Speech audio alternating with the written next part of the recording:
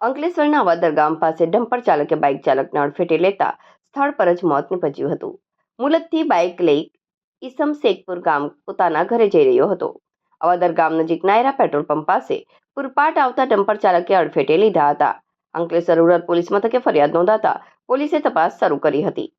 આ બનાવની વિગતો અનુસાર અંકલેશ્વર તાલુકાના શેખપુર ગામ ખાતે રહેતા વિજયભાઈ વસાવા ગતરોજ પોતાના ભાણેજના ડમ્પર લઈ રેતીના ફેરા મારવા ગયા હતા.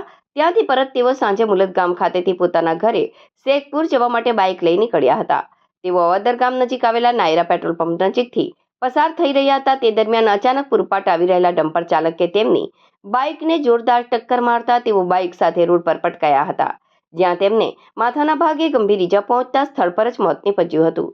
ઘટનાને સ્થાનિકોએ 108ને જાણ કરતા 108ની ટીમ સ્થળ પર પહોંચી હતી, જેમણે વિજયભાઈ વસાવાને મૃત ઘોષિત કર્યા હતા.